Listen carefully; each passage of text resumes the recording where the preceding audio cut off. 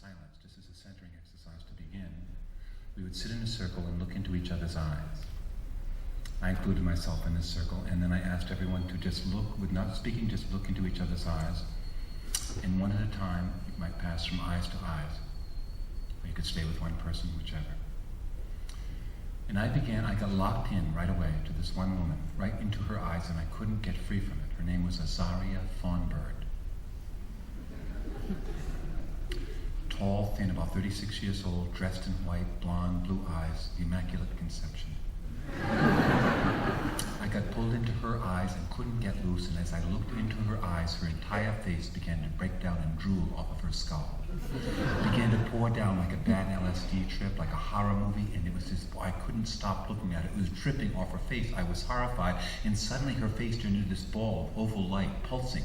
Like I've never seen anything like it, only on the cover of a Carlos Castaneda book. It was a pulsing white ball. It was almost blinding to my retinas, but I couldn't turn away. And all of a sudden, this ball of light came into a dot like this and went right out the window behind her head, and her face recomposed and was smiling back at me. And immediately, my rational, logical mind kicked in and said, that was just a backlighting, wasn't it? She was sitting in front of that window. That was backlighting. It was just dilating my pupils too much. It was just a case of backlighting. It was just the backlighting.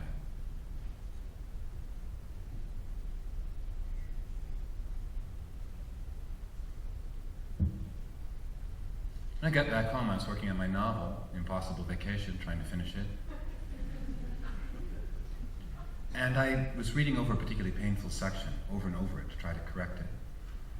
And I noticed that I couldn't get the words in focus. The words on the page seemed to be breaking down. So I began to test my eyes, just fooling around it. I'd cover my left eye, and everything was fine.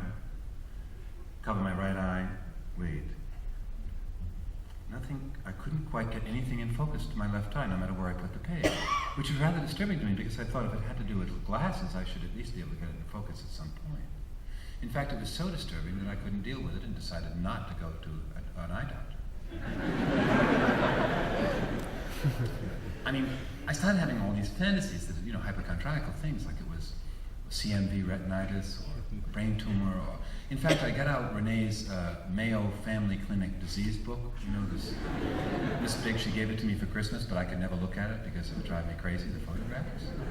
And started looking through at the eyes. It was unbearable. And finally, I had the courage to make an appointment with an ophthalmologist. I didn't know any. I didn't have one, but I got a recommendation of a Dr. Schechter on the Upper East Side in New York City. And I went into him, trying to act cool. I was really quite nervous. And he began the standard eye test where he would take a little light and look into my right eye and then go over to my left and then back to my right and then left and then started over to my right again and went back to my left. And then a lot of energy around my left got out on a little instrument and went left. Let me see, left, another little, a lot of focus going into my, it was something like a scene from General Hospital, if you know what I mean. The thing that was missing was the dramatic music, and he begins left, left, left, left, left, and he pulls away and says, I think there's something wrong with the retina of your left eye. But I can't tell you what because I'm not a retina specialist. But I'm going to recommend that you go to one this afternoon. Now, this made me a little nervous. He recommended Dr. Mendel on the Upper West Side, so I had to jog across Central Park or run across. I was really anxious to get over there as soon as possible to the Upper West Side. I get into Dr. Mendel's office, and the first thing they do, and I've never had this done to me before, so I wasn't sure what was happening. They put drops in my eyes to dilate my pupils. Now, I didn't know why they put drops in my eyes, and I thought everything was going fine because I would catch up on whatever I always do when I'm in a doctor's office, catch up on People, Time, and Newsweek. I mean, you don't look at the art. So I am sitting there trying to read, and pretty soon the entire room fuzzes out. It's like this big yellow fuzzball. I can't see anything, and this is just horrifying to me, particularly in New York City. I mean, that's when I just sat there counting my breath. There's nothing else to do. And finally they bring me into this doctor's office, and Dr. Mendel introduces himself and gets me into this examination chair. And the first thing he tells me is that what he wants to do is shoot me up, shoot a bunch of colored dye into my veins with a needle in order to take photographs of my eye. And I think, well, he's the doctor. Let him do it. So he does this, he shoots me up, and then right away he and the nurse get me up to try to photograph my eye, and they bring up this big brace for my chin to put on, and I'm supposed to look through these 2 holes. I don't realize that I'm looking into 2 flash cameras. 2 inches from my eye. And the nurse holds my head forward. She's not holding my hand, she's holding my head against these holes, and they begin these flashings in my eyes. They're flashing. I mean, it's a feeling like you're being blinded. It's a Clockwork Orange situation. I'm doing that. I'm closing my eye to protect myself against this flashing. He finishes it, he rushes off in his white coat like a sort of madman to develop these pictures, taking notes all the time in shorthand, scurrying around the office, not saying a word to me, not confiding in me, the nurse is standing there now holding my hand, talking about the vacation she's going to take to the Bahamas while I'm sitting in this chair. Finally, he comes back. Not much time has passed, and instead of going to me and talking with me, he goes to the telephone to call my ophthalmologist, Dr. Schechter, to dictate to him what he's discovered. He's got this all in shorthand, and he begins by calling and getting the answering machine. Dr. Schechter isn't in, and the first thing he says, "Hello, Dr. Schechter. This is Dr. Mandel speaking. First of all, I want to thank you for sending over your patient, Gary Spalding."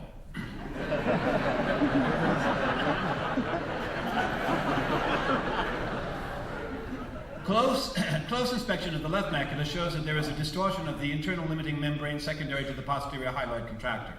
But the posterior hyaloid, which was attached to the optic nerve macula and major vessels of the retina, has remained intact. With dissolution of the central vitreal gel, the envelope that the vitreal gel is in begins to shrink and distort the surface of the retina. I said, "Dr. Mandel, could you please tell me what's wrong with my eye?" He turns his back to me and continues with this dictation. He says, "A fluorescein angiogram has been done in order of the eye to determine the amount of vascular distortion. I was surprised to see that he has some minimal cystoid macular edema in the left eye on the basis of the capillary incompetence from that distortion. Thank you very much." I said, "What is it? Can you tell me what's wrong? I'm rather desperate over here. What's the problem with my retina?" "Basically, Gary,"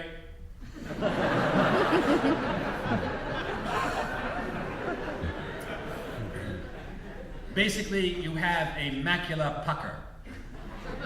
You see, every time I say that, my friends would laugh when I tell them that. They say, "Oh yeah, I knew a girl back in high school named Macula Pucker, and she had syphilis." I said, "But what is it? What is the macular pucker?" He said, "Your vitreous humor, the jelly in your eye, is broken down, maybe from a blow to the eye, we don't know, and it's pulled away from the retina, and it's left a piece of skin or edema on the macula, which is the center of the retina, which is responsible for detail, the site of detail and seeing detail, and basically that's what it is. You have a pucker there. You think of the macula or your retina as a piece of saran wrap and something on it's puckered up, you see, it's puckering, it's a pucker, it's a pucker."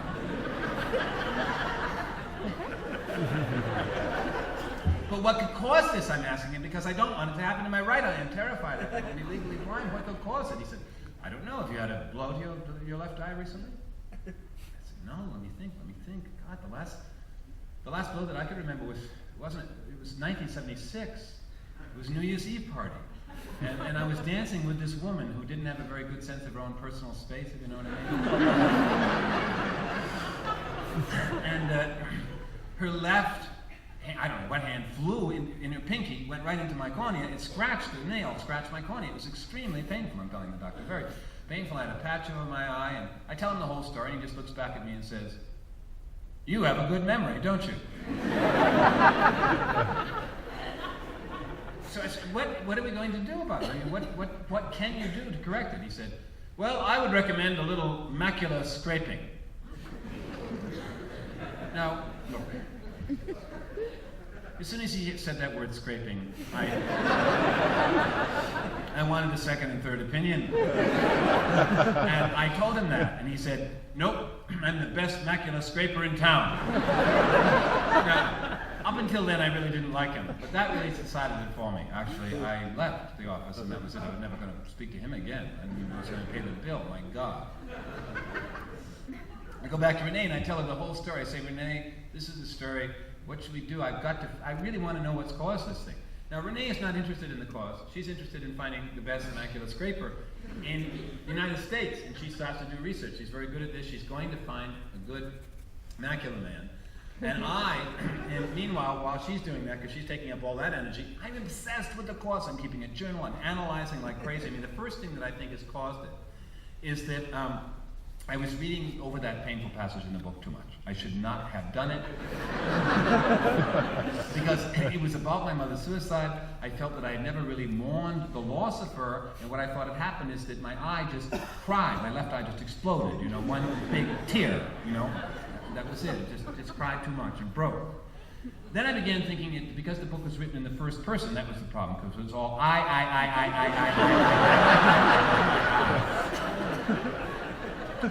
Then I began to think it was my right brain rebelling against my left brain, which I'm sure was happening. Whenever I'd ask any New Age people, particularly out on the West Coast, what they thought caused it, they said, well, what is it you don't want to see?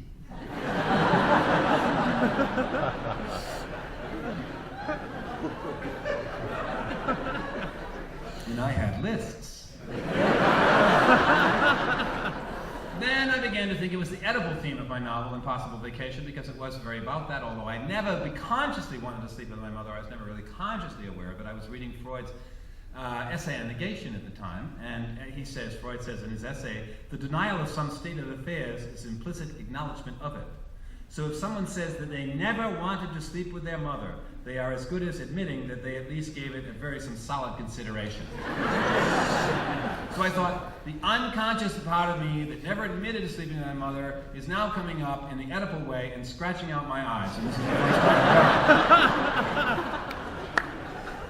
time. Meanwhile, Renee has found this wonderful Chinese doctor at the Cornell Medical Center who is excellent and claims he has does a number of these operations, and that I go in to meet him, and I have to say I liked him immediately because he had a wonderful bedside manner, as they say. I haven't gone to bed yet, but he was smiling, you know, and he was Chinese, and he looked like Buddha. Most of those eye doctors are kind of like automatons, the one that I met. This man had some sweetness and light to him, and being Chinese and all. It was exotic, and I don't know what the other thing was. The other thing that I liked about him was that he referred to what had to be done as macular peeling. He also told me not to pay so much attention to what the cause might be, and to give up on that because it was idiopathic. The condition was idiopathic, no known cause. And that there was a new operation. It was only 10 years old, and it was only almost $10,000 and 10 years old, and what he'd have to do is to cut into my eye in 2 places and do microsurgery, in which he would peel this piece of skin off the macula. Now, he wanted to tell me all about the risks, of course, involved in this operation. He went through the list: 1 to 2% chance of infection, which meant prosthesis; 1 to 2% chance of a tear of the retina, which meant automatically blindness of the left eye; 35% chance of cataract due to the trauma of the operation; 1% chance of the skin or edema coming off on its own, right, which I was banking on.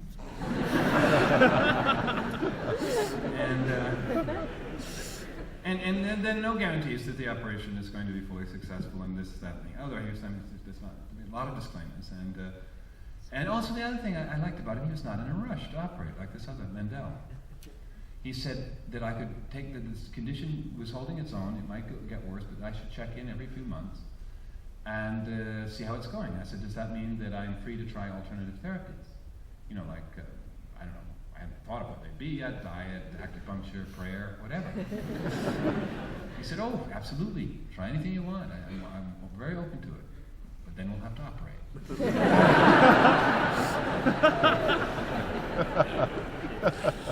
So I go home and I tell Renee this, everything that he told me. And she says, Paul, do you know what prosthesis means? And I said, it's funny, I said, I blanked on that word. Does it mean a false leg, a false arm? She said, try eye. Try glass eye. Now, she had me frightened. I wasn't frightened about going into a hospital in New York City. I'd certainly heard the stories. A friend of mine had gone in to get a gallbladder operation, and the nurse gave him an injection in the wrong quadrant of his buttock, or ass, as I would call it. Your hospital called it a buttock. And it paralyzed his right leg. It hit his sciatic nerve. He's suing them for $1 million. Then Renee went in for an operation not long ago, and the day she went in, there was a headline in the New York Post of a disgruntled hospital worker who had gotten fired, and he went and put horse tranquilizers in the IVs, and people were waking up paralyzed. Also, Renee, before we met, a long time ago, had an affair with her OB-GYN. And she would go to have the affair at the hospital because he was mainly there. And he had his own little, closet with a bed in it where he would sleep between delivering babies. And she would go there because they had available liquid cocaine. You could easily get liquid cocaine, which she said they'd rub on their various body parts and having great sex, and they'd smoke marijuana, and then his beeper would go off.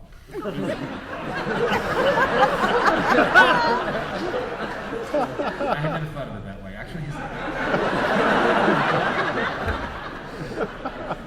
his beeper would go off, and he'd jump up with an erection and rush off and deliver a baby. So I didn't want to go into a hospital if I could help it. I just didn't want to go in.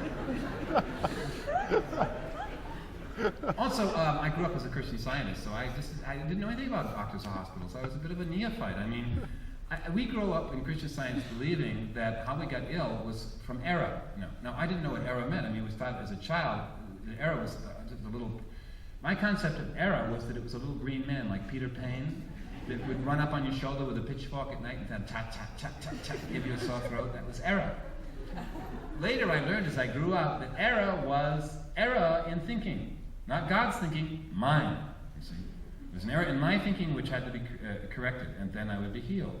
I mean, I can remember once my Cocker Spaniel got hit by a car, not killed, but just wounded, and it went, error, error, error, error, error, error, error.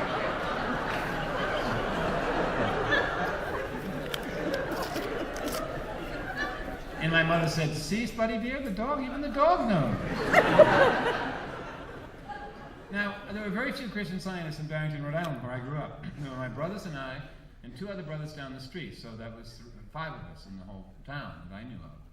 So we were weird, and my friends would ritually get together occasionally, and just starting with this routine that they would do with me, where they would say, you are a Christian Scientist, right? Right. That means you don't believe in doctors, right? That's right. Say if lightning hit this tree and a branch fell down, hit your head, and your brains were squishing out all over the place, would you go to a doctor then? No. Say if you were walking across the street and the cement mixer pulverized the lower half of your body, would you go to a doctor then? No, I wouldn't. Say if the North Koreans invaded Barrington, Rhode Island, they took a cage of hungry rats and put them up to your ass and they started eating up through, would you go to a doctor then? So I began to think, oh, my friends had death wishes toward me, I didn't have a lot of healings, but I can remember my first one that was dramatic. I was about 13, and I had a little piece of, flesh growing off the end of my nose, like a little stalactite. It was very embarrassing. It was more embarrassing than pimples even, because everyone kept saying, wipe your nose, you got snot on it. And I'd say, it's not snot. It's not. And so I got so embarrassed by it, I went to my mother and I said, I want to go to the doctor. It's kind of going against the faith. I want to go to the doctor and just have it cauterized, just burned off. And she said, no, dear, please, let's pray for it for a week. Give it a week. So everyone was praying for it. She called a Christian Science practitioner. He was praying for it, she was praying for it, I was praying for this little piece of flesh to drop off the end of my nose. At the end of the week it didn't, and I said I wanted to go on Monday, and she said, please dear, give it one more day. So on Monday I was being tutored, I remember. I was failing 7th grade math, and I had this tutor, she was a sweet older woman, who looked at me, looked at my nose, and said, looks like you need a hanky. So I thought, oh, I'll humor her, I'll pretend to blow my nose. So I take the hanky and I'm going, and it came off.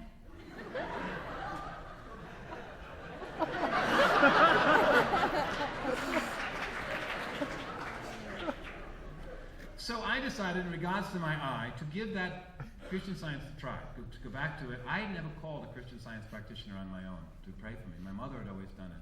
As an adult, I never had, and I decided to do it.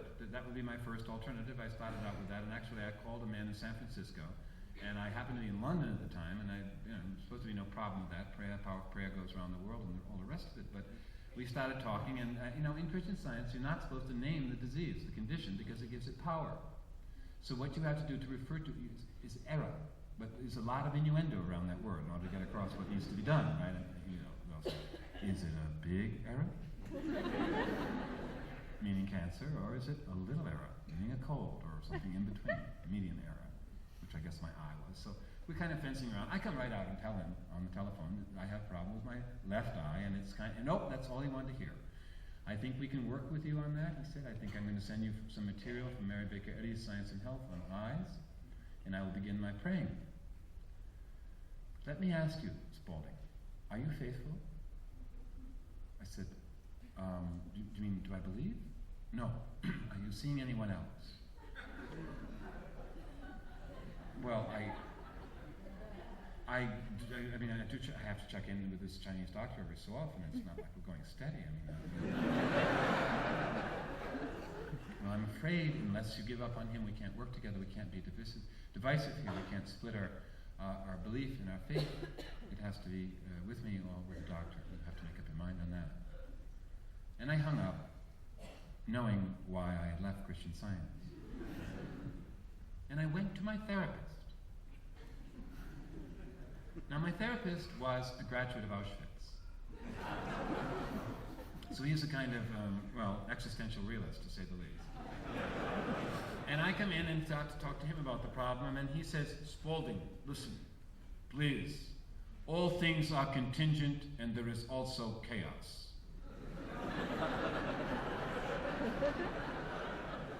In other words, shit happens. Do not look for these causes and magical thinking in the Disneyland and the Schmizneyland, please. With the magic, forget it. Get the operation. So he was no help.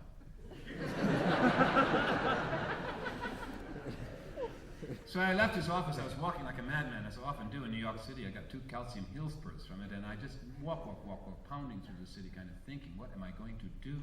How can I let someone take a knife to the window of my soul? You know, how can I let someone cut into my eye in 2 places, my left eye? And also, how could I have had something that, why of all things? I mean, God, if I'm going to get something, I'm getting this condition in the left eye that is where I can't see detail, and I'm totally dependent on detail, particularly for my stories, and that's all I can do, really. That's all I've ever really done for a living. I'm out on a limb with it. What would I do if I lost my sight in my right eye? I'm thinking as I'm walking, would I become a blind poet in New York City? My God, no, how could I do that? I don't know how to write poetry. What am I doing? I'm desperate. I find that I've walked so far that I'm down in the Bowery, headed home, walking through the Bowery, and I'm walking through this gaggle of prostitutes that work off the street down there in the Bowery, out of cars. And there's no hotel. They just get in the cars with the customers and go around the block. And they're all flocking past me, rushing toward this old black Pontiac that's cruising up on the edge of the, stopping on the edge of the road. And I'm looking pretty disheveled. I'm fitting in with the whole scene. I have to tell you, I haven't shaved. My coat is rather tattered. I'm looking like I feel, and I'm walking past them, and one of the prostitutes, when they get to the car, one of them turns to me and says, "Yo, boy, hey, they want you."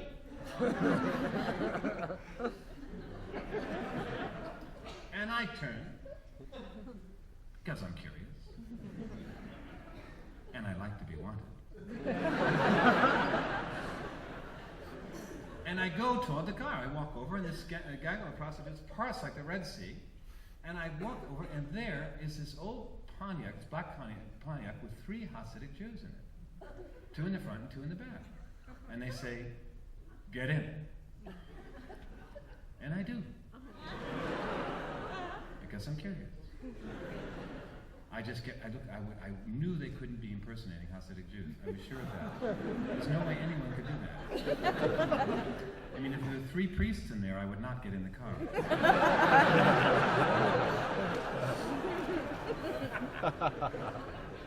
So I get in the back with the youngest one, and we start riding off. The prostitutes are yelling, "Have a nice trip, goodbye." They're waving like that. I don't know what's going on. I don't feel any sexual vibe in the car. I don't think that's what it's about. And we're driving along, and they say, I say, "Where are you taking me?" And they say, "To our synagogue. You're going to clean the backyard. Do you want any pizza and beer?" I said, "No, I've had lunch." And by now I'm calling myself Peter and saying I'm a drifter from Schenectady. I can't explain it. It's almost like I'm taking on a new identity. I thought I could have perfect eyesight or something. Peter with the perfect eyes, or it's like taking a vacation. I don't know. I'd never been to Williamsburg before. And here I was going with the real people, and we're going over the Williamsburg Bridge, and we pull up in front of the synagogue. By God, they park in front of the synagogue, and we walk in. It's a small brownstone. There were these older Hasidic Jews there with beards smiling up at me like little Santa Clauses binding all these books. And they take me through to the backyard, hand me a rake, a shovel, and a dustpan, And now I know at any point I could say, I'm Spalding Gray, and walk out of there, you know. I knew that, but I didn't do it. I got down on my hands and knees and began to rake that yard and pick up all these broken plastic spoons and forks and paper plates and cups from parties they'd had. And I was really getting into it, raking the leaves in piles. And this woman even throws up her window from the back, looking out and says, "Hey boy, you work good. You come here next? How much you charge?" I said, no, I'm all booked up for today, thanks. I finished the whole backyard in an hour and was standing there, and out came one of the Hasidic Jews and said, "You work good. You work good. You're the best Bowery bum we've ever taken over."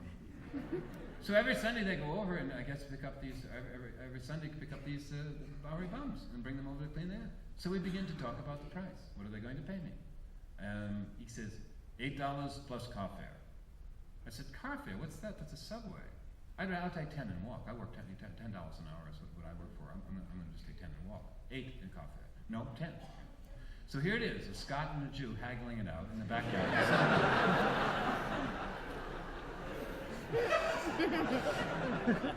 So I get the $10 and I walk and I feel triumphant walking over the Brooklyn Bridge to Chinatown. I think, my God, there is something I could do in a fuzzball. I could work with my hands, by God. So shortly after this incident, which left me relatively in high spirits, we had a reunion of the storytelling workshop that I told you about, where Azaria Thornbird's face turned into a ball of white light. And she showed up. I was glad she showed up. I didn't think she would because she lived in Minneapolis, or outside Minneapolis. And this woman is a very powerful and unusual woman. It's really hard for me actually to articulate what and who she is. I mean, it's hard, to get a picture.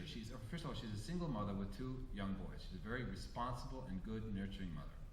She is also trained with a man named Harley Swiftia Reagan, who is part Indian, American Indian, and part Irish, and works with groups of people in the Los Angeles desert, in what I call Manson country. He has a following out there where they go through these rituals where he believes you have to learn how to kill before you can heal.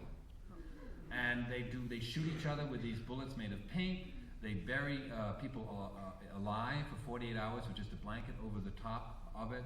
They do Kudoshka exercises, which is the Indian tantric or sexual exercises, where I think he's the kind of the leader of those.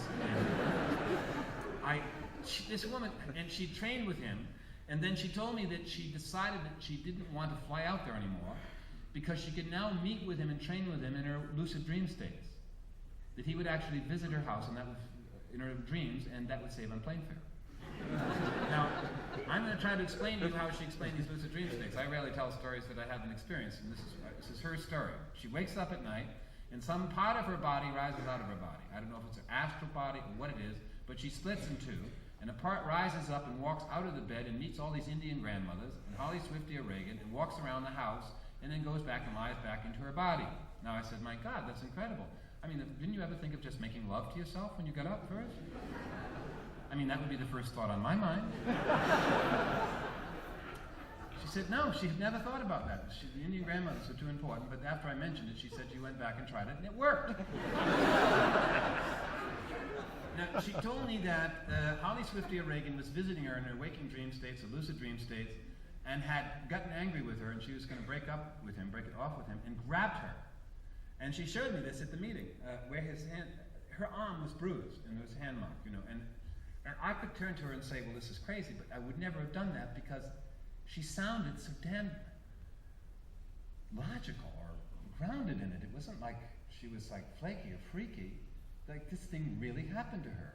She also showed me one time when I visited her this Indian tantric exercise, which is, she lay naked on the ground and came from her toes to her nose. It's called Kudoshka, or breath of fire. And it's a total body climax. It just went up her butt. She never touched herself once. It started, it just went, ripple, come. It was a Reichian dream. I'd never seen anything like it. I said, teach me. Do you know how many lonely hotels or motels I spend time in? I'd give anything to come like that without touching myself. Please. So she had me lie naked on the floor, and she told me I was supposed to suck the energy in through the base of my spine, through my coccyx. I was going, Nothing happened. It was like reverse farting. That's as close as I got. Anyway, I cannot tell you enough about this woman. Powerful woman, to say the least. And she was at the reunion. And she was talking to me about my eye. And she was insisting that I come out. What she had was a Native American lodge, or Indian lodge, a group of people that practiced the American Indian rituals. I mean, I don't think any of them were Indian. Basically, they were Scandinavian and Swedish. They just, blue eyes and blonde hair, but they did it outside St. Paul. And I should come out. I said I would, because she said the power of prayer, the power of these prayer meetings, is sweat lodge is what she wanted to do. A sweat lodge prayer meeting for people that needed healing. And she said, you have to understand, when you're with a group of people, the power of the mind is much larger than working one-on-one. Do it. I said I would. I didn't. I put it off. I didn't want to fly out there. I didn't believe it enough. And then finally she called enough times that winter I went out. And it was quite an experience. First of all, it was quite cold. There was a lot of snow on the ground. And we go out to the flatlands outside of Minneapolis, to this barn, and she does the peace pipe ritual to call the various healing spirits from the 4 directions. Here she is. She's a woman, a white woman, handling a peace pipe. First of all, the Indians don't even allow women to handle peace pipes, but she was breaking all the rules. Wonderful for her.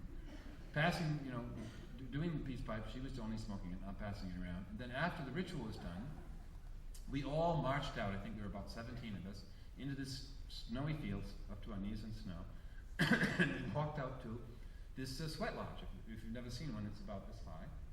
And it's made of branches, thin branches that are bent and tied. And then it's covered, the Indians would cover it with skin, buffalo skin and ropes. And this was covered, I guess, with plastic and canvas, I think. And there was a big pit where the rocks had been heating up. The firekeeper had had a fire going since early morning. So the rocks were very hot. We were going to put in and pour cold water over to make the steam. And we are all standing outside the tent, and she tells us to take off our clothes and just throw them in the snow. So I do it. I'm doing everything I'm told that day. I'm going to go through this ritual.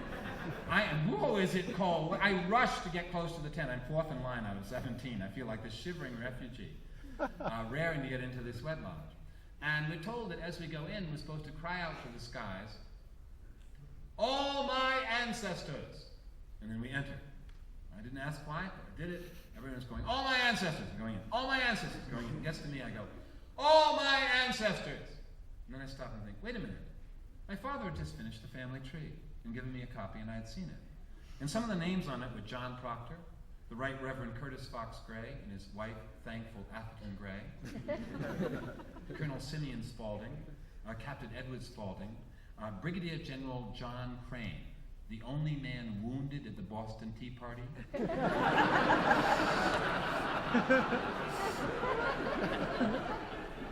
And I thought, all my ancestors?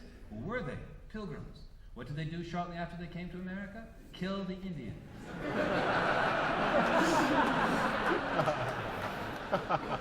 Where was I going? An Indian sweat lodge. Good luck! So we get in, and Azaria begins to describe the ritual. Now I like this part very much, because it's very formalized and theatrical in a way, this ritual of 4 rounds of prayers. Now the first round, she says, is to give away some attitude, some like psychological attitude of self that you no longer want to contain. Just let go of it. Then number 2 is praying for friends and others, loved ones. And number 3 of the round of prayers was to give away some condition you no longer wanted, like an eye condition, say. Something like that. But most important, she pointed out, do not ever take on other person's condition. Don't identify with it, just pass it through. And out the tent it goes, right? Do not identify with it. And 4 was to sit there and listen to the hot rocks hiss. Just sit in silence and listen to them. She said, often they speak valuable information. The hissing turns into words. Okay, so we begin, and the ritual is this. You're supposed to say, to signify that you have begun your prayer, you say, "O Great Spirit, my name is," in my case, Spalding, and then you say the prayer, and then you say, "I have spoken." And that's to let everyone know that you finished.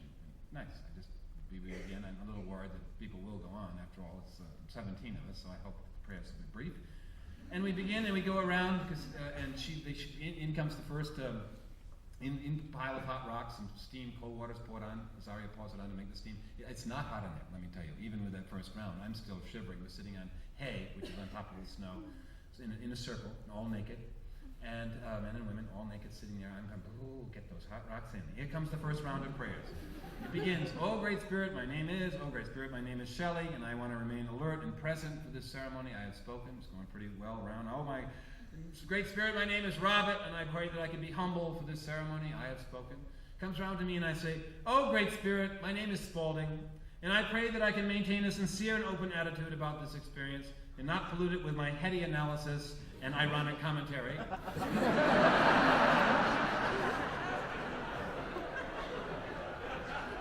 And turn this sacred event into just another story I will try to sell to the American public. I have spoken. And everyone in the tent goes, ho, ho, ho, ho, ho, which is a kind of supportive cheerleader thing of let's see if you can do it, is what it is. See if you can pull that one off. Then more hot rocks are brought in, and cold water is poured over them. Whoa! Now I'm beginning to feel a little steam. I'm beginning to know what they mean by sweat lodge. And I have no idea how long I've been in there, and we pray for our friends that comes around to me. I pray for Renee. I pray that she'll be able to get a film script assignment in Hollywood that will be both interesting, intelligent, entertaining for her, fun to work on, and will get made. I pray for my friends with AIDS. And more hot rocks are brought in. Oh my Lord, I cannot take it anymore. My nose is down to the edge of the tent. I'm trying to get in cold air from underneath. I'm lying on my side, trying to suck in cold air. It's unbearably claustrophobic. And all I can see now is the sign on my sauna in New York City, in my health club, that says, do not exceed 15 minutes in any condition. And I think, you know, who is this Azaria Thornbird? So her face turned into a ball of white light. Do I trust her? How long have I been in this thing? An hour and a half? This is insanity. Third round of prayers comes, all right? More hot rocks are brought in. My pulse is up to 160 at this point. I mean, I've got my thumb on it, you know, and it's like, poo, I can't, I'm down on my side. And the people are going around, and they're not going fast enough. Oh, great spirit, this is the giveaway one, where you're supposed to give something away at this point. And I just can't get my breath, and they're going, oh, great spirit, I want to give away my pride, I've spoken, I want to give away my greed, I've spoken, oh, this is Sally, I want to give away my jealousy, I've spoken, I want to give away my gluttony, I've spoken, oh, great spirit. They come around to me and I say, oh, great spirit, this is Spalding speaking, and I want to give away the fear that I'm about to have a heart attack at this very moment. And just as I say that, this guy next to me, about my age, runs up and runs to the tent door screaming, my heart is popping, my heart is popping, my heart is popping. He runs out the door and I'm fine.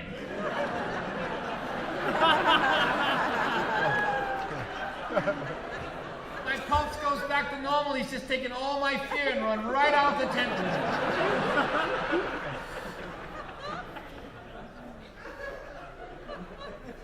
Azaria says, someone has broken the sacred circle. This is depleted the power of the circle and the power of the healing. We must not do this. Now listen.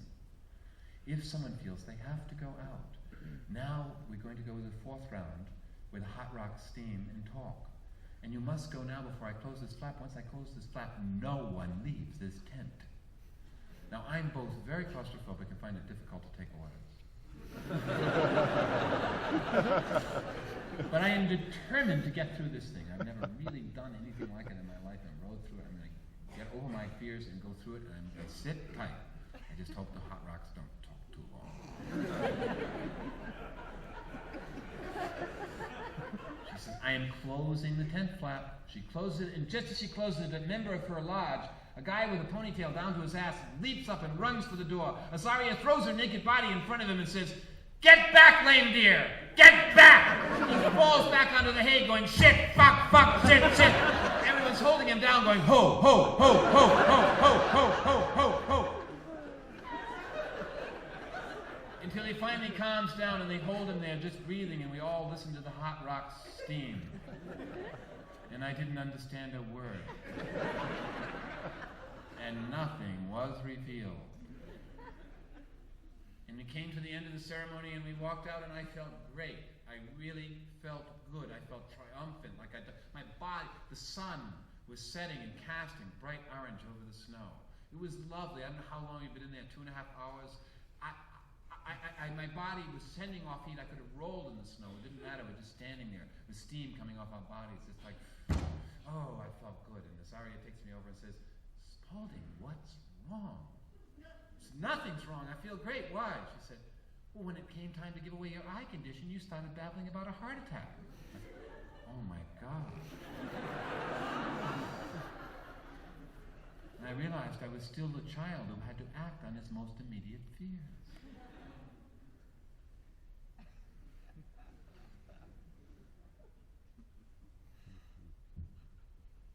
Got back to New York City, I was pretty depressed. Sitting across the table in the kitchen arguing with Renee or discussing something again. She wanted to know why we weren't married. Comes up every so often, just like my friends in Barrington Island, asking me if I would go to a doctor or not. We've been together 12 years, we hadn't gotten married, what was wrong? I said, I don't know, I can't give you an answer. I don't know why I don't want to get married, but I don't want to get married. Isn't that enough? No, it's not enough. I want a reason, she's saying. I said, oh, come on, no, I don't. My eye, actually, my eye.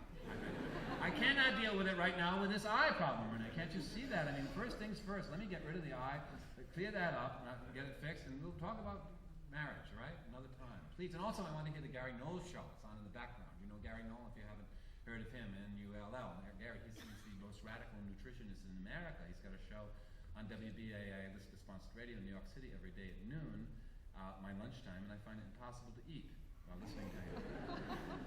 This man lives on air when he can find it. Sleeps 2 hours a night. I go to the organic health food store up on Prince Street and buy all the food to eat for lunch, and I still can't eat it listening to him because everything gives you cancer and everything else cures you of it.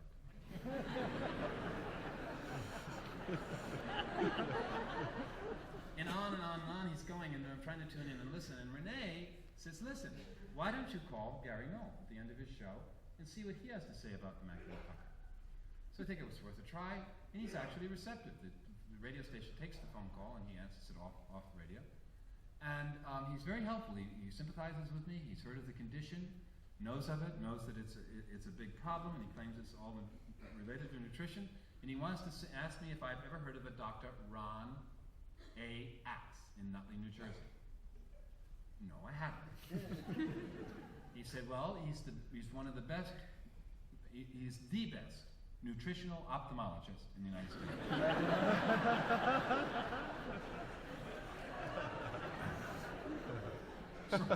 Or the only one, I don't know. So I get the telephone number from him, and I call this number, and I get this voice that I don't know if it's a man or a woman, but it is ancient, androgynous maybe, going, hello! Well, Dr. Ox is very busy. You can take your chances. But you have to come out very early because you have to fill out the dietary questionnaire. Now, if you're coming by bus, take it from Port Authority to the Nutley Mall. Turn left on Faith Street, walk down Faith Street. You can't miss us. No address, nothing. But sounds like an important journey, and I must try it. I'm determined to try it. This is one of my last hopes before I get into the doctor, and I do what she says. I take the bus out to the Nutley Mall, and I begin walking down Faith Street, which is like a desert. I mean, it's these track houses with no landscaping and high-tension wires, and I'm walking along, and suddenly on my right, and this is like something out of a Grimm's fairy tale, Hansel and Gretel, I don't know, I see this house. It's like the house that Jack built. It's like Hansel and Gretel on LSD. It's like unbelievable. It's like, I cannot tell you, Howard Finster's house, the thing is bubbling. It's got pine trees out in front of it, and it's got the shingles are colored, the colors of the rainbow. There's day-glow frames around the windows. The rocks the house are on top of are painted green, yellow, blue, pink. And then these pine trees with a sign saying Dr. Ron A. Axe, O-D-F-A-A-O-F-C-O-U-D-F-I-C-A-F-A-S-S. And coming out of these pine trees, as though he sensed I was coming, is this little elfin man, about 140 pounds, with these bottle-thick glasses, you know. I'm hoping it's not Dr. Ron A. Axe, you know. No, it happens to be but Don B. Axe, his brother, his assistant. And Don leads me around to the sun porch in the back, and takes me in, and this sun porch is overwhelming. And first of all, quadraphonic opera is playing, Madame Butterfly, full blast. There are ski medals all over the wall. There's a miniature dinosaurs in this prehistoric little setup down in the corner, and 4-foot wide map of the moon suspended in a pink hula hoop on the ceiling, framed in a pink hula hoop. There's a toothless head of a Bengal tiger roaring in the corner. There's a 6-foot high picture of Hoagie Carmichael in the corner. There's a yellowing teleprompter printout of Lyndon Johnson's 1964 speech accepting the Democratic nomination for president, spewing down the wall like a paper waterfall. And Don is looking around saying, all this stuff makes you want to see, doesn't it? Activates the eyes. Makes you want to look, doesn't it? I said, yeah, it does, it actually does. So he says he wants to begin the dietary questionnaire. That's why he's got me in there early. And what he's got me doing is filling out this thing here. It's 742 questions of everything you've eaten in the past 6 months. And the categories are vegetables, desserts, sweets, beverages, grains, breads, cereals, nuts, seeds, legumes, fruits, spices, herbs, flavoring, condiments, miscellaneous items. And he begins with burrito. All right, how many burritos have you had in the past 6 months, would you say?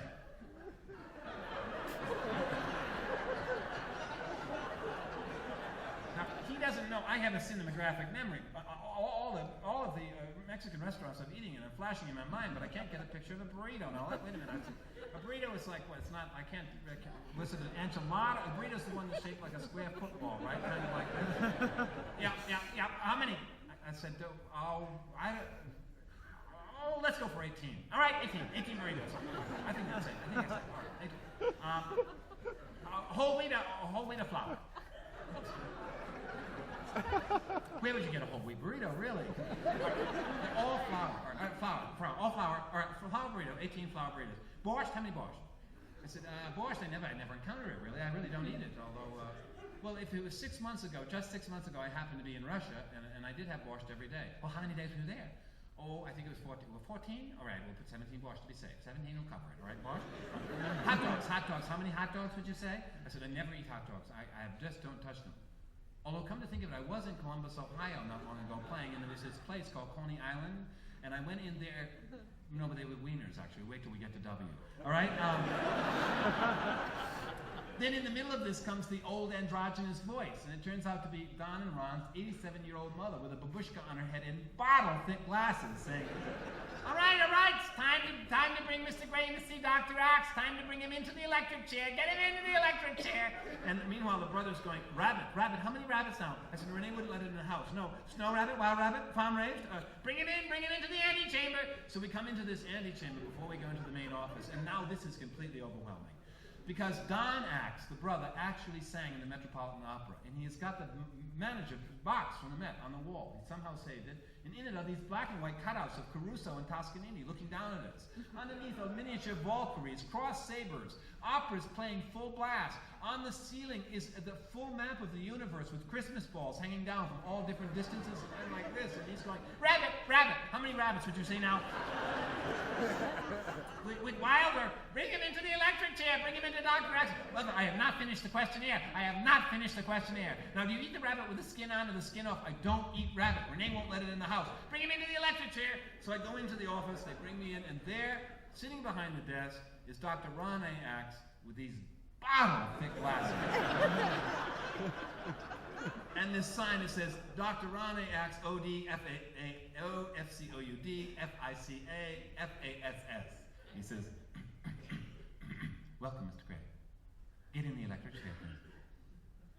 I go over and sit in this blue examination chair, and he begins to project on a screen on the wall what I could only call a family slideshow.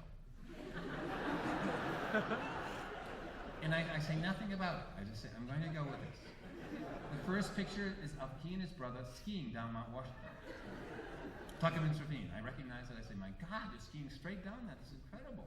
Next picture is he and his brother and 87-year-old mother skiing in Stowe, Vermont. The next picture is of he and his mother and his brother at Lenin's tomb. And I'm saying, oh yeah, I was there just 6 months ago, actually, when I was eating all the borscht. And up comes this, in the middle of this, and I don't know how he does it, technically. Fading into these family slides is a picture of an eye chart of all the letters. It's down in the left-hand corner. He says, can you read that? And I can. I can read it better than I can in my Chinese doctor's office. because I've been so relaxed, I guess, by the slideshow. And I'm in a jolly mood, and I'm reading the letters pretty well. And he said, very good, not bad. Let me examine your retinas. So I think maybe there's some method in this guy's wackiness. So he looks at, examines both eyes, looks at the macular pucker, and then he says, I speculate, we'll start with speculation, vitamin C, I think, might be the culprit.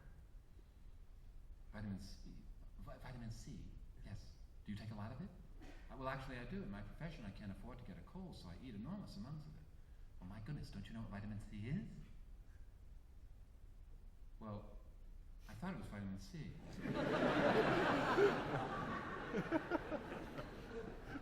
It's ascorbic acid. Now, I have to tell you something. The vitreous humor and the pancreas are the two organs of the body that hold on to vitamin C. You see, don't pass it on. So that's like pouring acid into your eye. Why would you want to pour acid into your eye? Now, if it isn't vitamin C, it's probably it's the breakdown of the ozone layer. You know, the sheep are going blind in New Zealand.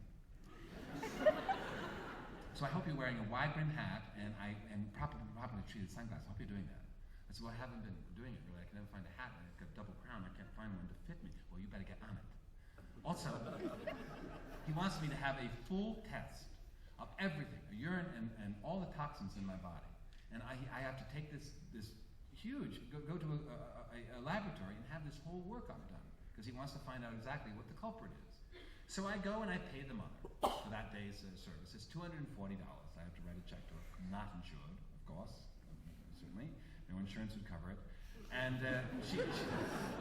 she's sitting there with her babushka on, complaining to me. She says, all my son does now is research. Stays up all night. We used to ski. We don't even ski anymore. What's in it for me? I don't even have a wife.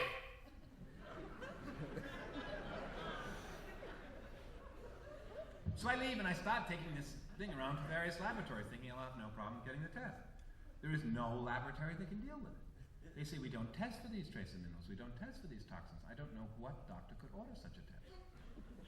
I finally find one in Monroe, New York that will do it. It's quite a drive. Maybe they're in cahoots with Dr. Axe. I don't know. They have done this thing before, and it costs $1,000 to have it done. No insurance, of course. And all you have to get, all of this blood, they drew more blood from me, and then you have to have 24 hours of urine taken. And so they give me this big, like, milk cart to carry with a little handle. I'm carrying it all through New York, wherever I go. My therapist's office, ducking behind the bushes in Central Park, going to the theater, riding on the subway with it between my legs, having made the mistake of eating asparagus the day before. People are moving away from me like I'm a Bowery bum. And I get back to him and bring him the test results, so they're mailed to him, and he calls me in for a consultation. And I come in and he goes, vanadium, vanadium's the culprit, off the chart. Off your chart, goes right off. I said, vanadium, what is that? Vanadium is a rare element used to toughen steel and make it more shock resistant. In short, you're filled with heavy metal. I said, where would I get it from? Sea cucumbers and sea anemones? But I don't eat them. I can't remember the last time I ate a sea cucumber. I mean, I don't even know what it looks like. No, but the big fish do, and I'll bet you like big fish. I bet you're a fan of big fish, aren't you? Yes, I come from Rhode Island. I love it. That's all I eat. I eat a lot of fish. Well, you've got to cut it out. You've got to cut out all big fish, particularly salmon, tuna, swordfish, also all shellfish, lobsters, everything's got to go. Actually, I think that you give up everything and just eat raw vegetables. That's what I say. And chicken and turkey. Don't eat any chicken and turkey. So wait a minute. I could never give up big fin fish. First of all, I don't know how I could do that. But I got to get some. What about chicken and turkey? Why couldn't I eat them? Well, they are fed fish food, ground fish meal, you see, that has the vanadium in it, because they eat the sea cucumbers and it goes through the fish and then goes through into the chicken feed, and that's how they get the food chips.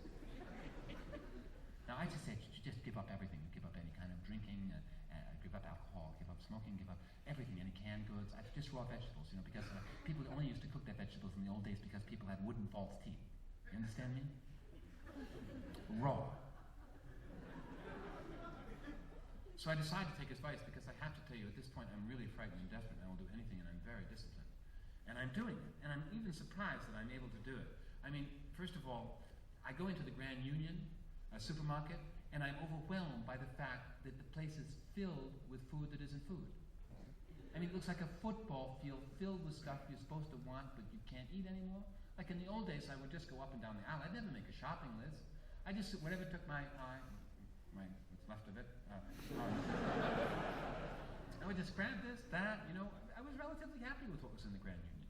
Now I go in the shopping cart and I'm stellified. I can only go to the vegetable area, which is pretty boring because I'm looking for exotic vegetables. I don't know how to find some. I'm going up to the farmer's market there in Union Square in New York City, hoping that the Amish had brought in some fancy turnips from Pennsylvania Dutch country, something exotic, who knows.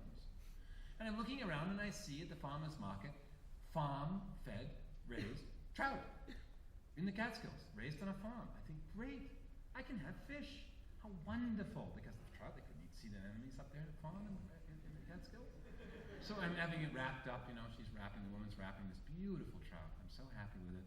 And I just happened to say to her, I don't know why I did this. By the way, what do you feed your trout? She says, chicken.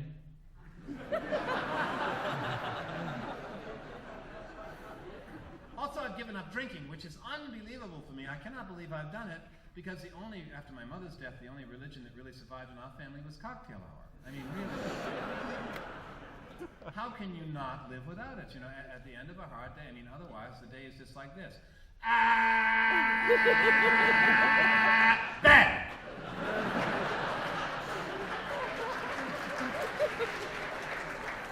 There is no break, there's no gestalt, there's no relief, there's no whoo! You know, it's just too much reality.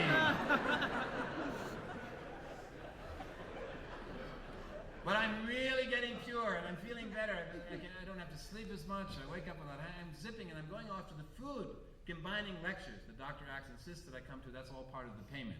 You write the check that means you come back and get a lecture in how to combine foods to make your eyesight better.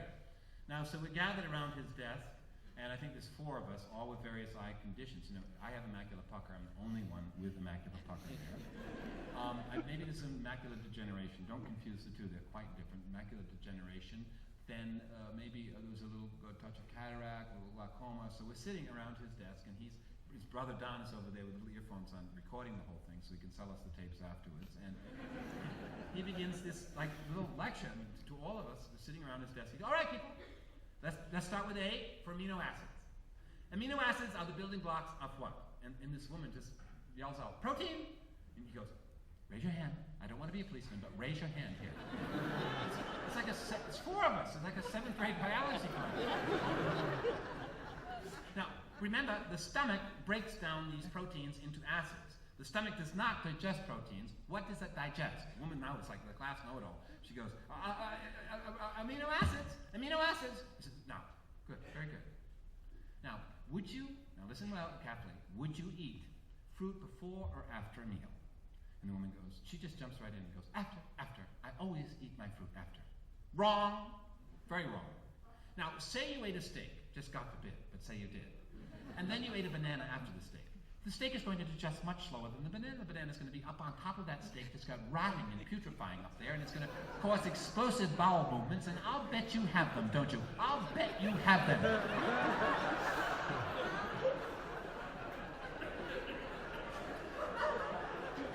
I'm thinking, who is this guy anyway? So he showed me a family slideshow on the wall with an eye chart that worked. So what? What's going on here? In the middle of all this, the mother rushes in with some damn report I had filled out months ago, waving it, saying, Mr. Gray is guilty! Mr. Gray is guilty! He cooks his corn, he cooks his sweet potatoes, he cooks his beets, he cooks his turnips, he even cooks his eggplants. Doesn't he know he's got to eat everything raw? Raw! Raw!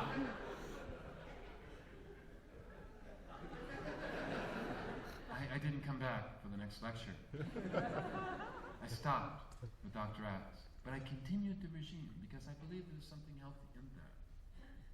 I was continuing eating raw vegetables.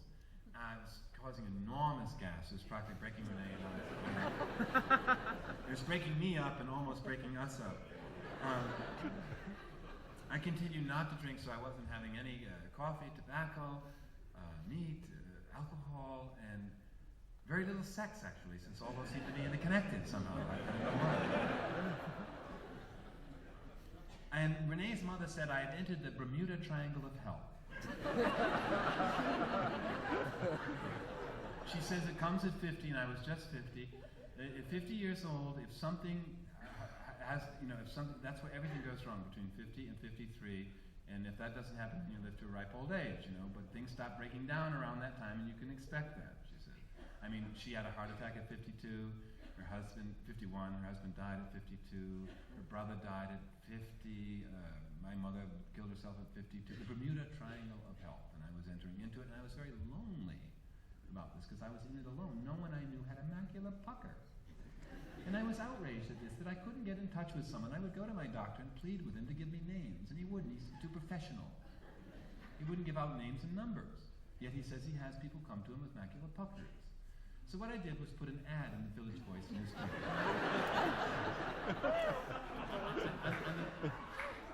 on the bulletin board on the back, it said, Macular Pucker Club.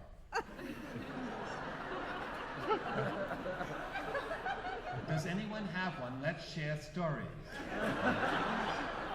And I got one letter from a retina specialist who wanted to scrape me.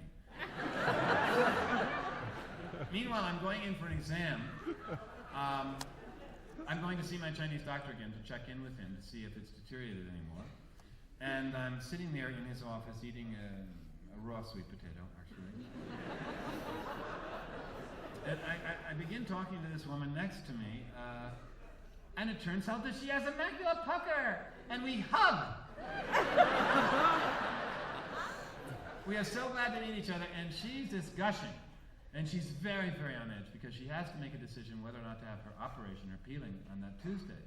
And I'm looking at her, I'm really identifying with her, because I know in time I will be in that decision-making, or attempt to be making a decision at some point like that. And I really feel for her.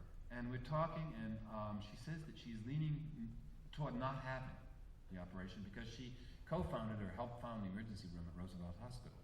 And she said, if you knew what I know about hospitals, you would never go into it. She said, I just can't go into one with the knowledge I have of hospital. And this is very disconcerting for me. And we're talking about, she doesn't know quite what to do, just to try to accept it. And we're talking about alternative therapies, which she knows something about, although she hasn't tried any. And meanwhile, while we're talking, this guy walks out of the office with this drooping eye. And I say, God, what was that? She says, that's the drooping eye. That's one of the things that comes from the operation if it goes wrong. I said, the doctor never told me that. Yes, it's eye droop. It's a drooping eye, then you have to get plastic surgery. It's, she goes, it's iatrogenesis. I said, what is iatrogenesis? She says, physician-induced illness. I said, God, I don't know about this. So we go on talking about the alternatives, the few that I'd gone to and ones that she'd heard about. Because anything at this point, I would try anything for them to go into iatrogenesis. Idiopathic iatrogenesis.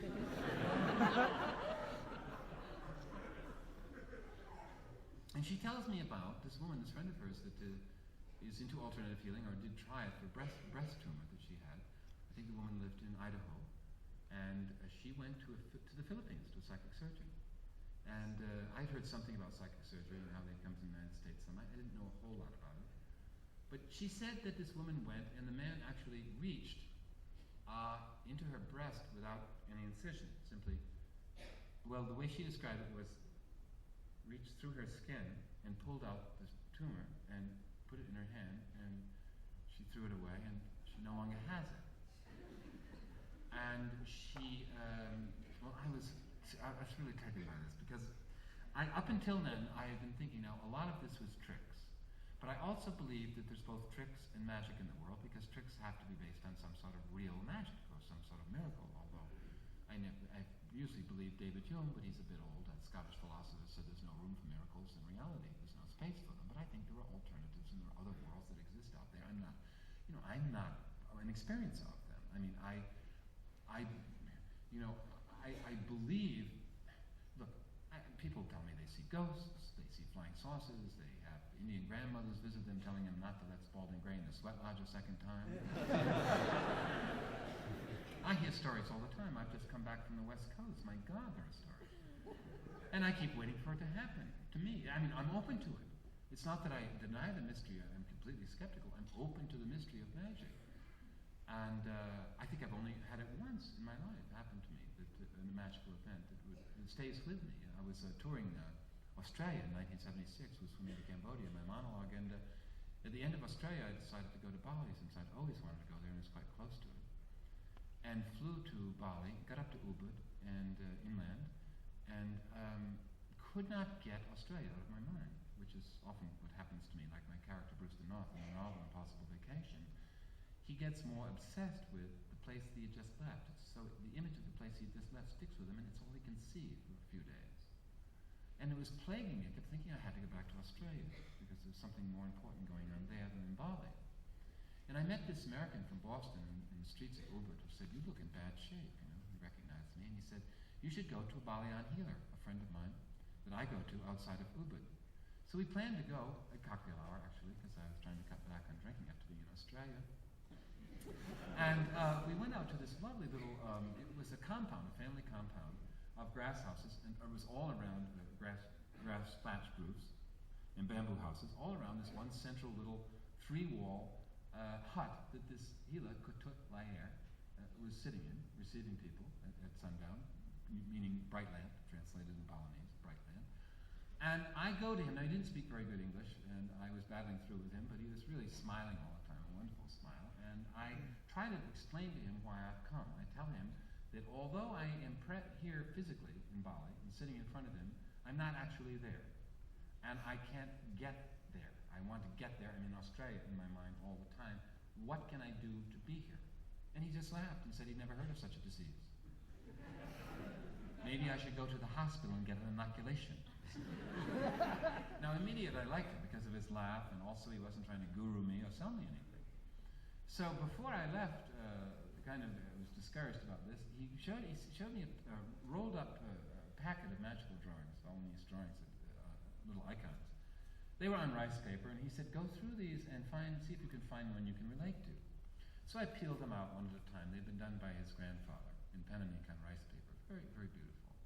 Just a little bit bigger than 8 by 10.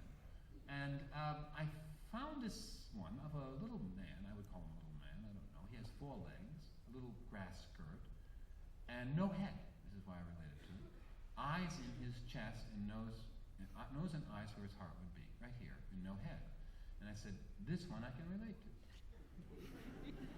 I want to work with this one." So he said, "Come back tomorrow at the same time, and I'll do a recreation of it, because he can't give me the original.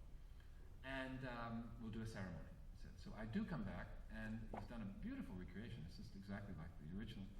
And he does this whole ceremony with coconut and mantra and lighting incense.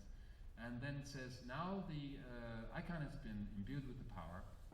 What you must do is put it above your bed and bring it flowers, light incense, and talk to it, and you'll be able to be in Bali. You'll get more and more present every day." So I do this. I take the little man and hang him above my bed, and I do bring it flowers. I don't talk to it. I haven't got to it yet. I mean, it's one of those relationships. And things get better in Bali, and I don't stay very long, maybe 2 weeks, and go back to New York and frame the little man. I have it in a frame, and I decide to take it with me to go up to the McDowell Colony, where I was finishing my book, Impossible Vacation. Because, as you may remember, at the McDowell Colony, the writers' colony in New Hampshire, they assigned me to a cabin called the Bates House, named after Nurse Bates, who nursed McDowell in his final stages of syphilis. So I was determined to kind of exercise the Bates House by putting my little man on the mantle and having him as company, because I had no one to talk to. It was very lonely there in the cabin, writing alone. And I actually began the ritual of speaking to him in the morning. Greetings. I'd come in from my bed quarters and into this writing cabin and say, "Good morning, little man. How's it going? Did you have a good night? And I'm going to make myself some coffee, have my 1 cigarette, and then I'm going to write a little bit, and then maybe we'll go for a walk. Because I want you to be able to see the New Hampshire woods. It's springtime in New Hampshire, and there aren't any leaves out, they're buds. But you won't see any green. It's a far cry from the Balinese jungle. Very different, but very austere and beautiful in its own way." So every day I would write, and then I would get up and just run out for my walk and completely forget about the little man. And one morning I got up and was starting for the door, and I heard this voice in my head just go, "What about the walk?" And I turned and I thought, yeah, forgot all about that. And I took him down from the mantle and put him in my arms like you'd hold a baby like this, and go out the door. It's a lovely spring day, and I'm aiming his eyes up at the bare trees. There's some of the red buds, and there's a red maple here about 70 feet from us. And it's teeming with sparrows, just hopping on the top of it. And I hold the little man looking up at the sparrows, and as soon as I look up, the thought occurs to me that if I will or ask for a bird to fly to me, in my mind, it will come. Now, before I even do that, just having the thought, suddenly a bird goes right out of the tree and begins to spin around my head. And I am standing there, I have chills. I can feel the bird's wings beating in my ear. It is and it lands on my left shoulder and sits there. I mean, I felt like St. Francis. I mean, it was like, I just froze there. And I stood there for quite a while with the bird on my shoulder, and then it just went off. And every day, I would take the little man down and come out the door and look for those birds, and never see them again. But I had this experience of what I would call either direct connection of mind to bird, or coincidence, or both. And I began remembering that I thought there was something in the power of mind. I remembered how the Balinese said that magic actually exists on the island. There was white magic, black magic. They could kill people with black magic because the belief was there. Now, they said the Australian surfers were diffusing the magic by their disbelief. There were too many surfers on the island now, and it was creating a break or a synapse in the magic root, the magic aura. So I thought, now, putting this all together, if I were to go to the Philippines to try to do this psychic surgery, to give it one last try before the hospital, it might have more power because of the tradition there, rather than, say, going to one in the United States, which was an option. And so I called this woman in Idaho and got all the information, and she'd actually gone to a most unusual psychic surgeon. Why she chose him, I don't know. But he lived in the northern Philippines, and he was nicknamed the Elvis Presley of psychic surgeons, which I soon found out why. So I did this trip, this extraordinary, frightful trip to Manila, flying all the way there without drinking, which I just simply don't know how I did it looking back on it. And mostly praying, I guess. I don't know what I was doing. I wasn't praying because I didn't know how. And I got into Manila and flew up to Baguio, which is 40 minutes north of Manila, and went and checked into a fairly cheap hotel, and then went over to visit this Elvis Presley of psychic surgeons. His name was June Labo, and he's at the place called the Miyako Inn, which used to be the Tip Top Disco. And he and his wife, Yoko Labo, who's Japanese, have converted it to this big psychic surgery center where I arrive and there are 40 Japanese tourists there, a busload of them, that all come to be, well, not about 20 had come to be operated on, the other 20 had come to photograph the operation. Everyone had a video camera, it was just so documented, and June didn't care because June Labo was like a Las Vegas showman. I had never seen anything like it. When I met him, he's 45 years old maybe, with a Beatle haircut, blow-dry hair, kind of Ricky Ricardo vibe, Babalu kind of stuff coming off of him. 3 gold chains around his neck, gold rings on his fingers, cowboy boots. And we're talking, and I'm talking about my eye, and he's saying how I'd probably have to come to him for 7 days, and he's also known to one of the most famous psychic surgeons for literally lifting the eye out of someone, plucking the eye out, holding it up in the air to let everyone see, and then washing it and putting it back in. And I said, but June, how does it stay? How does it reconnect into your head? We don't know that. It's a mystery. You must accept the mystery. So I said, don't do that to me though, all right? Just don't, by surprise, to my eye. She tells me, I think the thing that you must do first is to see me operate, and then you make a decision whether you want to stay in it. So I agree to that. That night I go to a party for the Japanese. I'm the only non-Japanese there. It's just incredible. June is singing Frank Sinatra's tunes, out of tune, completely chain smoking at the same time with a band backup behind him, singing "I Did It My Way" out of tune. He sounded like Leonard Cohen, only without the passion. And he's just incredible. I mean, I thought, what am I doing here? This guy is cured this woman of breast cancer. I cannot believe this. I come the next morning to witness the operation. Now, here's what the ritual is: you go into a chapel to pray first of all. And in that chapel, it's like a little church in the sense that it has those pews or stalls, and then it has a kind of there's a Japanese area for the Japanese, kind of a Shinto shrine here, and then a big statue of Jesus over here for the Christians with all these little electric Christmas candles burning around Jesus. And I'm sitting there trying to pray, and I just have no way to do it. I mean, it's like bouncing off a cinder block wall. I'm just thinking, I'm looking around me at all of the coughing, sick Japanese.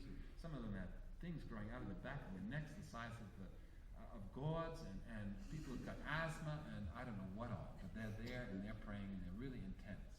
And then you go down this corridor toward the operating room, and on the corridor is this pictures of all the operations June has done.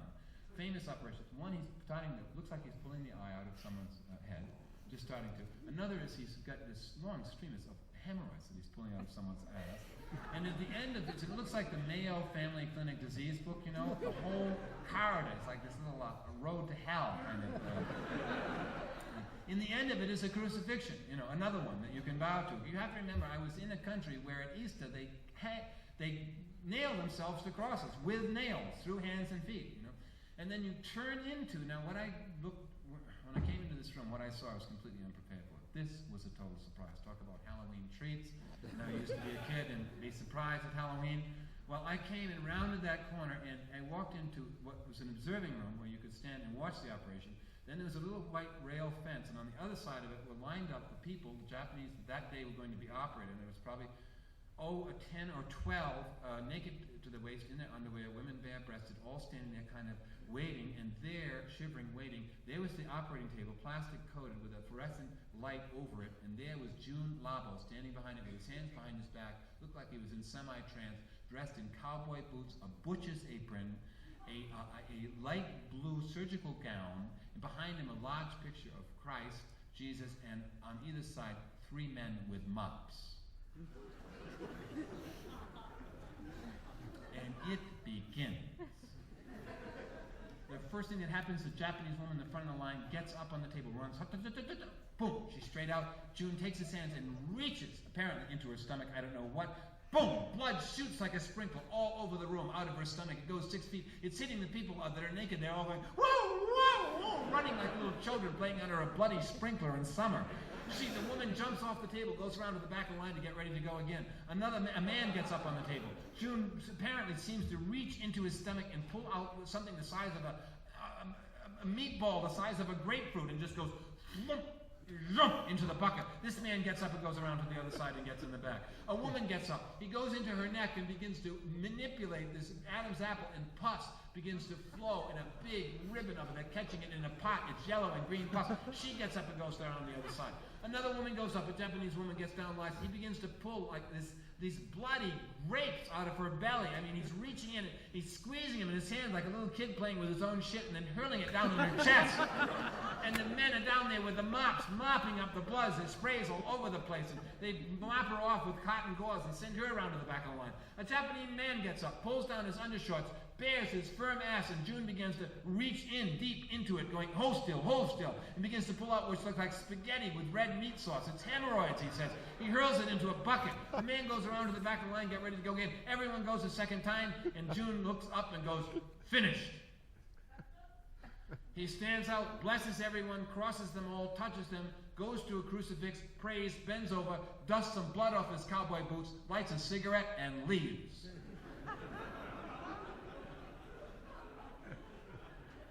And I go back to my hotel and have my first drink.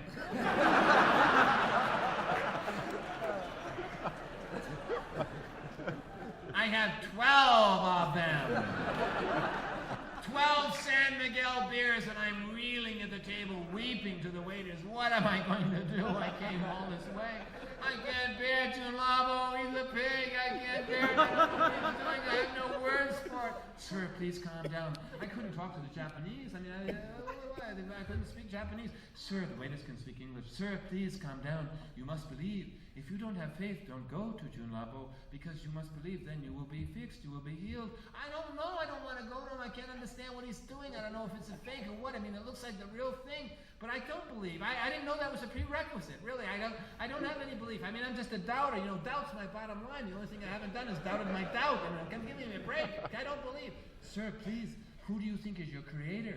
Someone created you. No, I don't think that. I just think I'm idiopathic, basically, you know. No known cause. I mean, really.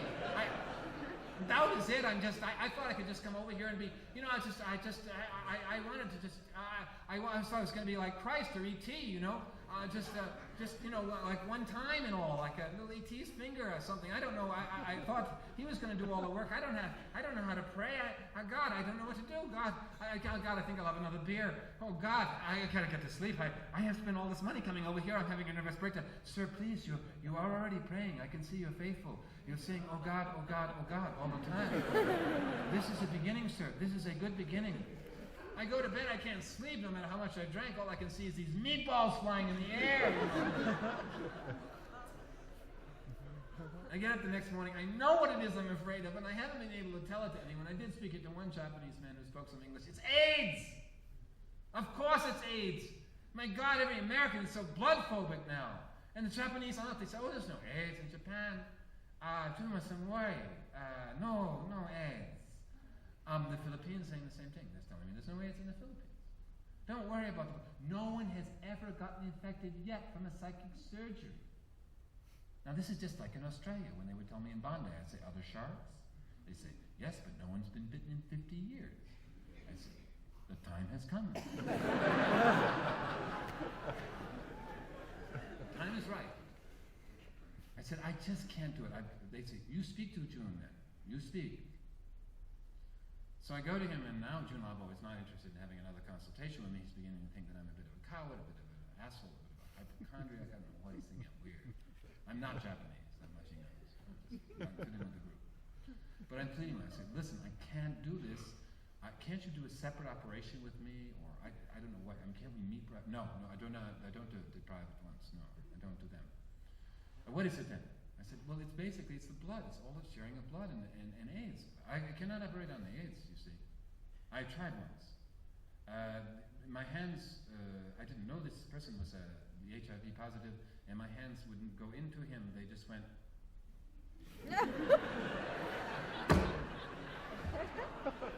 And then my fingers turned black. I have nothing against them, but I simply can't operate on them, so you can be reassured of that. And if you worry now about this AIDS, you will get it.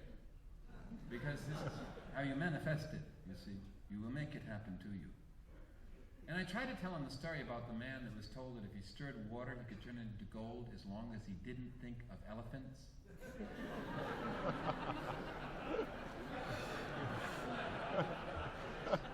But June didn't want to hear that story. It was time to operate. So I had to go through with it. I had to at least get on that table once. I had come all that distance. I felt like I just had to. So I got in my underwear, and I got in with the Japanese, right in with the group. I thought, I'm working on their energy, boy. Oh, boy, you can really get it. I'm telling you. They had it. They had the faith. And I watched them and running around. He's going, the same damn grapes are coming out, and the bloody this and that. And I run around, I get on the table, and I tell him, I look up at him and I say, just my eye, just my eye. That's all it needs. He goes, all right. And look, this man, all the time that I saw him operate on those 20 people, he never went anywhere else in the room to grab garbage. I mean, there's no way this stuff could have been coming from. I claim it's coming out of there, or is it manifesting? I don't know, there's hundreds of reasons for. In fact, they actually saying, by the way, the Japanese are paying $300 an operation. Americans 50. I don't know what the discrepancy is about. But they actually say that if you go there, what he's doing is pulling out a cancer that hasn't existed yet from your etheric aura, you see, and manifesting it so that, God, that will really make you come. If you're supposed to get cancer in 5 years, you can get it taken care of 5 years ahead of time with June Labo. So I'm lying on the table, and I'm saying, just my eye, and it's like lying in this, oh, God, like a Catholic morgue or a Bosch painting or a Francis Bacon painting, all these organs around you, and I'm just paralyzed. And he rinses his hands between operations in something, I don't know what, a big bloody bowl is what it's like. And he comes at me, and he's got this cotton gauze in his hand, like this, where Amazing Randy or people that say they're fakes claim that that's where the blood is hidden. And somehow he guesses that I'm thinking that, and he opens the cotton and shows me it's completely empty. And he drives his fingers in attempts to drive his fingers into my eye. At that point, I had the image that my left eye was a vagina and his fingers were bloody cocks. You know, that's kind of where it was at. I scrunched up like a virgin. My eye just went down like that. He was sticking his fingers deep and he tried to get them in, and as soon as his fingers touched my eye, blood gushed out, like blood someone's blood gushed out of my eye. It was like blood clots, because it was running down over my other eye and I could see it. And they were sopping it up with cotton and throwing it into a bag. And then I got up off the table and rushed to the toilet to look at my eye, and it wasn't bleeding. As soon as he pulled his fingers out, stopped. So that's all I had, right? I had 2 of those operations, and then spoke to him afterwards, and he said I'd have to go 7 times, which would mean 14 operations, and then you could think that something might happen. And I have to tell you, I couldn't do it. I simply could not commit to getting up on that table. I was shaking. It was not fun. It didn't feel right. It wasn't Jesus. It wasn't E.T. I thought we could get it all in one take, just that he would have the power, And all I could hear when I went back to the hotel that night was my friends in Barrington, Rhode Island saying, say if you went to a guy that was pulling meatballs the size of volleyballs out of his stomach, would you go to a doctor then? Yes!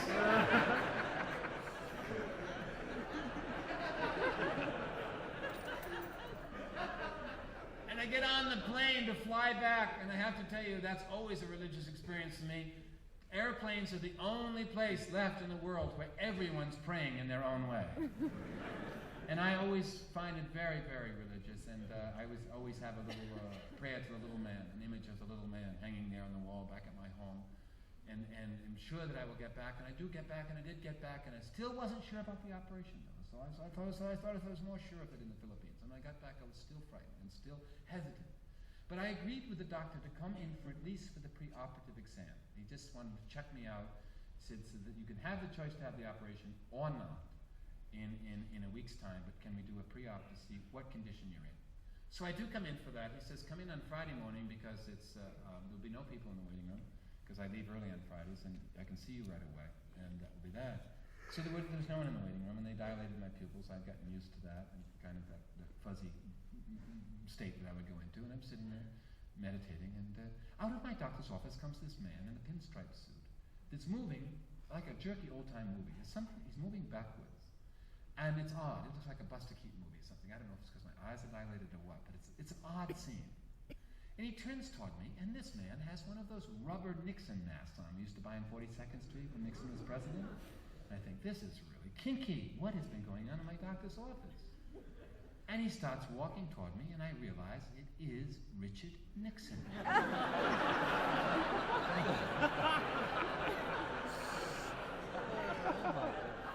And he's walking right toward me as if he's going to say, hi, I saw Swimming to Cambodia, and I loved it.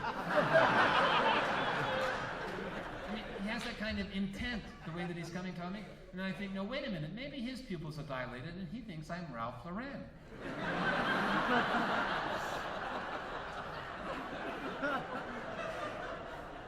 So he's coming right toward me, and he gets close to me, and I don't stand up. I just look up and say, oh, hi. And he leaves.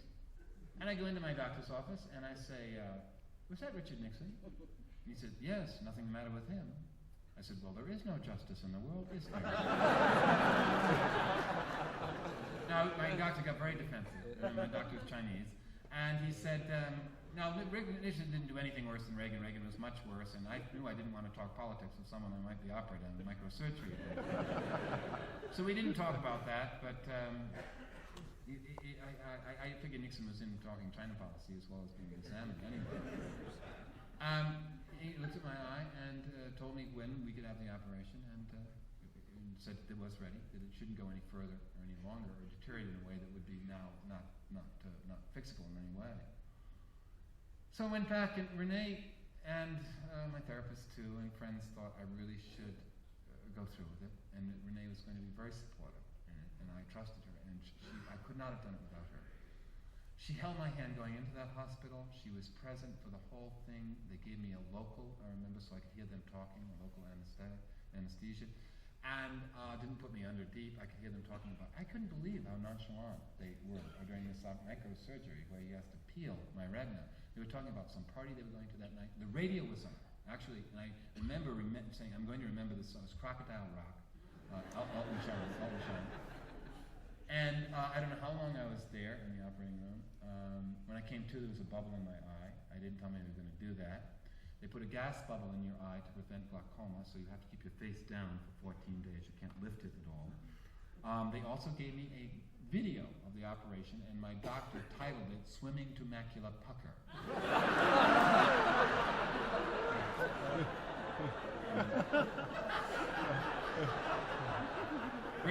Great sense of humor, and they sent me home, you know, with my head down like this, so I wouldn't break the gas bubble, which was eventually dissolved. And I had to sleep down. They didn't tell me all this at a time. I had to sleep face down.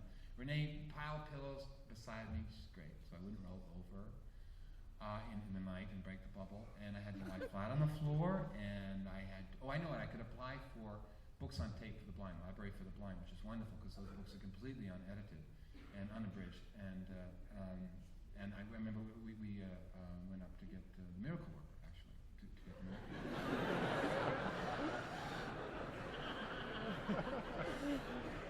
So we walked back like this, and I looked at the video through mirrors, you know, reflecting the TV.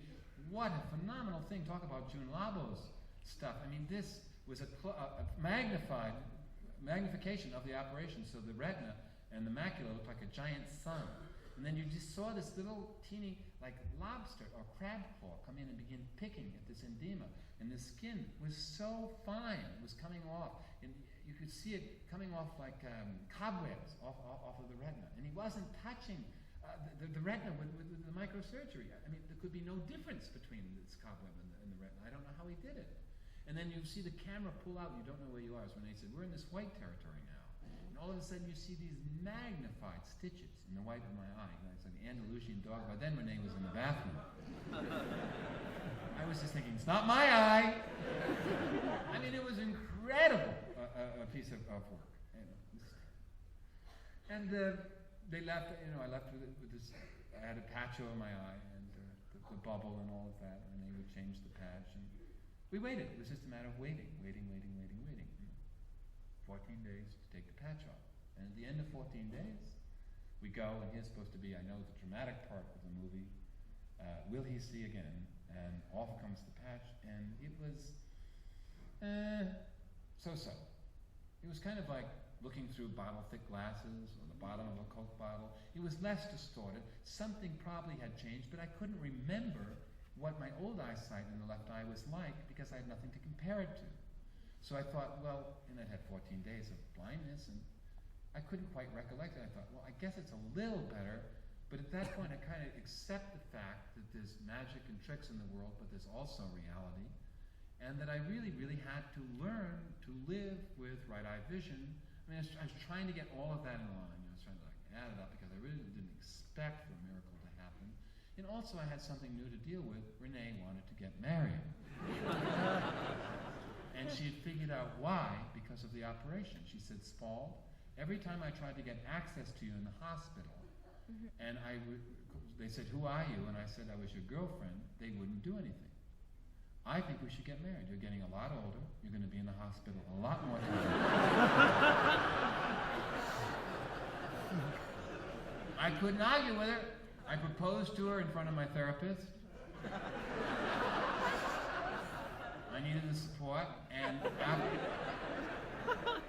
after therapy, we went out and we decided, and even Renee was having problems, frightened about getting married. I have to say, she was making all these Freudian slips. Right after therapy, she said, now, we must set our dating weight. So we set the dating weight way ahead in August, right? It was October then. And what we planned to do was rent a house out in the Hamptons and then get married on the beach in Wainscott and then have a small reception for friends. About 40 people going to be invited at the house. Now we get out there, and I have to tell you, I didn't think it would be a problem. And the closer we got to that damn August wedding date, the more nervous I got. I was groaning. I was carrying on. I couldn't sit still. I was walking up and down the beach like a crazy man that lost his contact lens. I could, every time Renee would come down to the beach with me, she'd point out the place where we were going to have the ceremony on the beach, and I'd take a wide skirt around it because some sort of polluted area. I would walk down the beach. I'd be looking at other women constantly, more than I'd ever done before, thinking, well, geez, what's wrong with her? I mean, my God, and I could marry her, I guess. I don't know. And then I just had to cover my right eye and look at them through my left eye, and everything was equalized. Just a blur. And it got more, and now the only thing that would get me away from this fear, and it was enormous, it was out of proportion, what the hell was it? Was body surfing. Now that would wake me up, it would get me in touch, get me present, and I would, great, that's one thing I do, I body surf well, and the water was cold that summer, and I would wake me up, and I'd just keep doing it, and going out and doing it. And one day, we had a big storm the day before, and there was a wind off the shore, and it was creating something I never knew existed, called a sea puss. I later found out what it was. And not an undertow exactly, but a kind of backlash in which the waves break and then go back out like this. They break against themselves and go out backwards. And I was riding the crest of these backriders and didn't know really that I was going out. I just thought I was going up and down and up and down, and suddenly discovered that I was way out. I knew it because I could see how far away Renee was on the beach, and I went into a stupid panic in which all my adrenaline went off, in which I started thrashing and got exhausted very fast and started to swallow water. So I thought, you know, I don't know if I'm drowning, but why question it? Why not just yell for help? So because the more I try to get over the top of this puss, I can't do it. I can't quite get over the crest of it. And I'm thrashing and I yell, "Help, Renee! Renee, help!" And she can't hear me because the wind's blowing off the shore, and she's going, "I can't come out, Spall, I just ate." She's thinking I'm calling her out. And this puts me into more of a panic because I think, who will ever hear me? Will the lifeguard hear me? So I yell, "Help! Help!" And this help becomes much larger than a drowning help. It's from my toes to my nose. It's, "Help! I'm getting married! Help! I'm drowning! Help! I'm going blind in my left eye! Help! I'm growing old! Help! I'm going to leave this earth forever one day! Help!" Now there's no lifeguard on shore at all, and Renee hears the help, and she gathers 3 men together and say, "Get out there and save him." And they say, "We know nothing about life-saving." She says, "You're the men! Get out there!" And I see these 3 men coming toward me, very panicked as I, and one of them has a yellow boogie board that he's pushing ahead of him. And as soon as I see that, I think, yes, I can hitch onto that boogie board. I won't sink them or bring them down. And the boogie board, the sight of that yellow boogie board, gives me enough strength to get over, to swim over and get on it. And they pull me in, and I'm on my stomach, choking, spitting up some salt water. And they're trying to lift me up from the beach so I can be photographed with them. They're trying to hold me like this, saying, "Take a picture, take a picture." And the first guy says his name is Phil Hampton. His name is Phil Hampton, and he's a chiropractor from Punxsutawney, Pennsylvania, right? Punxsutawney. And he says, "If ever you do a monologue about this, if ever you do it, please mention my name." Phil Hampton.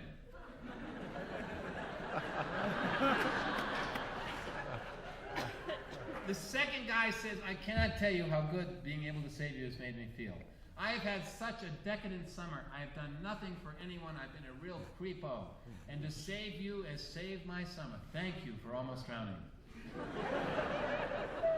This third man says, "My God, you got a lot of courage to yell help like that. I don't think I could have yelled it. I would have drowned first." And I realized I just had my bachelor party.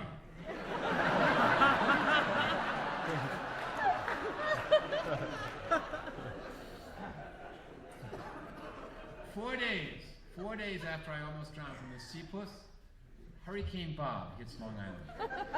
Hurricane Bob. It destroys the island. It knocks down all the trees, the electricity, the water is out. Renee wakes up crying. "What are we going to do?" She says, "We can't have the wedding. We can't have the wedding. The relatives are going to shit in the woods. What will we do?" I said, I don't know. Probably we can't have it. Really, really, Renee, I see it as a sign. She says, "Really? I see it as a challenge." And she calls up everyone. She orders the partisans. They're going to cook outdoors on a barbecue so they won't have to use the electricity. She really organizes this. And just the day before the wedding, the lights and water and lights come on.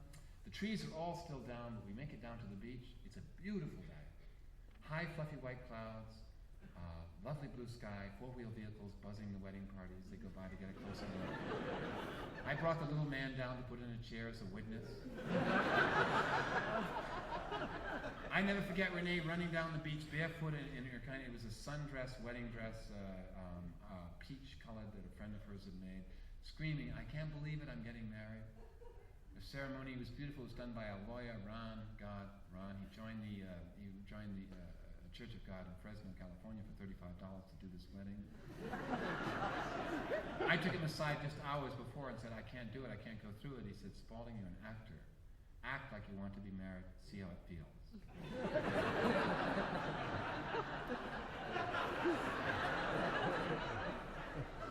The ceremony was beautiful. We wrote it together with him. He said, "For as long as this couple shall love."